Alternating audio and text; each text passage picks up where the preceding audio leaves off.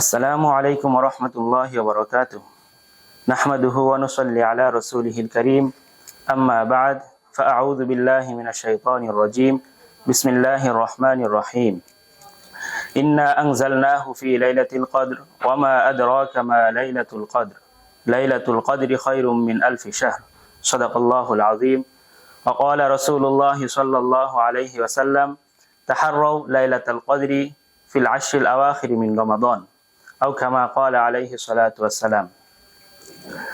সম্মানিত দর্শক শ্রোতা মণ্ডলী, আপনাদের সকলকে জানাই অনলাইন ফাউন্ডেশন স্কুলের পক্ষ থেকে রমজানুল মুবারকের আন্তরিক মোবারকবাদ ও অভিনন্দন। আলহামদুলিল্লাহ, আল্লাহ তাআলার অশেষ মেহেরবানি যে আমরা আরো একটি রমাদানে উপস্থিত হতে পেরেছি। ইতিমধ্যে রমাদানের প্রথম দশক ও দ্বিতীয় দশক অতিবাহিত হয়েছে। এখন আমরা রমাদানের শেষ দশক তথা নাজাতের দশক, এই দশকে আমরা উপনীত হয়েছি।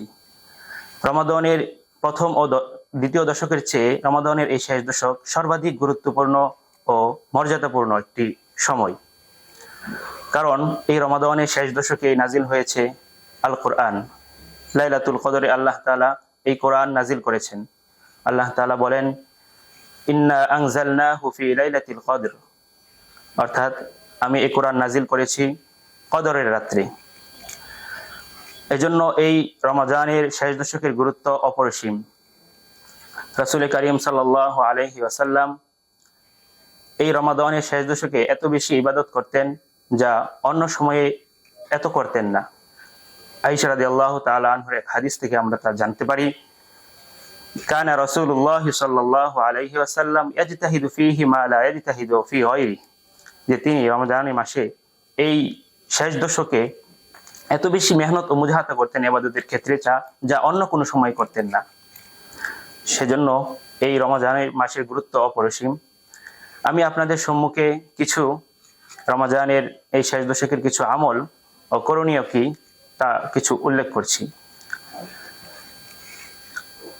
এ সম্পর্কে আয়েশা রাদিয়াল্লাহু তাআলা আনহা থেকে আরো একটি হাদিস আছে। তিনি বলেন, কানা রাসূলুল্লাহ সাল্লাল্লাহু আলাইহি ওয়াসাল্লাম ইযা দাখালা আল-আশরুল আওয়াখির মিন রমাদান আহইয়া আল-লাইলা ওয়া আইকাযা আহলাহু ওয়া জাদ্দা ওয়া শাদ্দা আল-মিযজার। অর্থাৎ রাসূল করিম সাল্লাল্লাহু আলাইহি ওয়াসাল্লাম যখন রমাদানের শেষ দশকে উপনীত হতেন তখন তিনি সারা রাত ভর ইবাদত করতেন। তিনি বিছানায় পিঠ লাগাতেন না, সারা রাত ধরে আল্লাহ তাআলার জন্য নিমগ্ন থেকে ইবাদত করে যেতেন এবং তিনি পরিবারের সদস্যদেরকে জাগিয়ে দিতেন।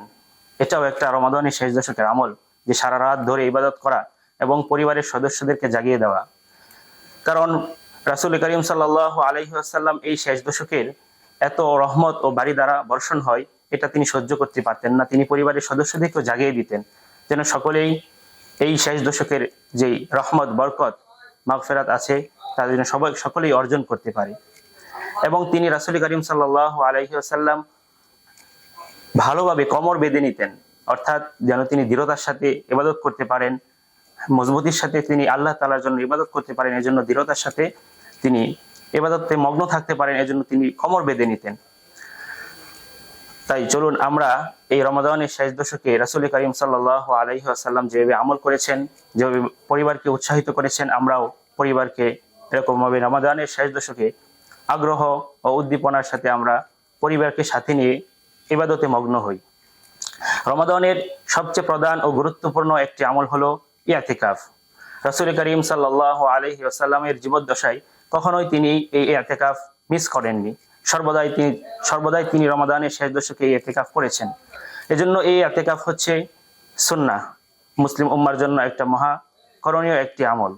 কিন্তু আমাদের মাঝে দেখা যায় এই ইতিকাফ আমরা তো জীবনে একবারও আমাদের দ্বারা সম্পন্ন হয় না, অথচ আমরা এই রমাদানের শেষ দশকে ঈদের কেনাকাটা, মার্কেটিং এ ব্যস্ত হয়ে পড়ি।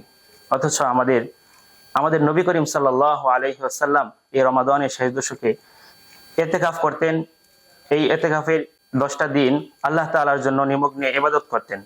কেননা ইতিকাফের মাধ্যমে একজন বান্দা পুরোপুরি আল্লাহ তাআলার নৈকট্য অর্জন করতে পারে, খুব দ্রুতই নৈকট্য অর্জন করতে পারে এবং সে বেশি থেকে বেশি আল্লাহ তাআলার ইবাদত করতে পারে, কোরআন তেলাওয়াত করতে পারে, জিকির আজকার করতে পারে এবং তওবা করার আল্লাহর কাছে তওবা করার সুযোগ তৈরি হয়।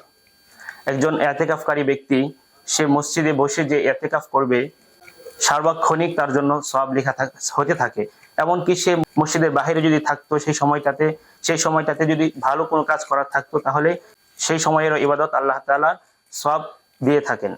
এজন্য আসুন আমরা রমাদানের এই শেষ দশকে ইতিকাফের মতো গুরুত্বপূর্ণ আমলে মনোযোগী হই।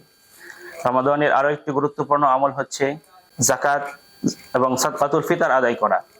যাদের উপর যাকাত ফরজ হয়েছে জাকাত আদায় করা, সাদকাতুল ফিতর আদায় করা। কারণ দানের মাধ্যমে আল্লাহ তাআলা মানুষকে ক্ষমা করেন এবং অনুগ্রহ দান করেন। আল্লাহ তাআলা কোরআনে ইরশাদ করেন, আশ-শাইতানু ইয়াইদুকুমুল ফাকরা ওয়াল্লাহু ইয়াইদুকুম মাগফিরাতাম মিনহু ওয়া ফাদলা। অর্থাৎ শয়তান তোমাদেরকে দারিদ্রতার ভয় দেখায় এবং আল্লাহ তাআলা তোমাদেরকে অনুগ্রহ ও ক্ষমার প্রতিশ্রুতি দান করেন। এজন্য আসুন আমরা রমাদানের এই শেষ দশকে বেশি থেকে বেশি দান সদকা করে আল্লাহ তাআলার পক্ষ থেকে অনুগ্রহ ও ক্ষমা অর্জন করি এবং রমাদানের এই শেষ দশকে বেশি থেকে বেশি আমল করার চেষ্টা করি। আল্লাহ তাআলা আমাদের রমাদানের এই শেষ দশকের গুরুত্ব ও ফজিলত বুঝে সঠিকভাবে আমল করার তৌফিক দান করুন। আমাদেরকে রমাদানের এই শেষ দশকে লাইলাতুল কদর নসিব করুন এবং আল্লাহ তাআলা আমাদেরকে জান্নাত লাভ করুন, জাহান্নাম থেকে মুক্তি দান করুন। আমিন।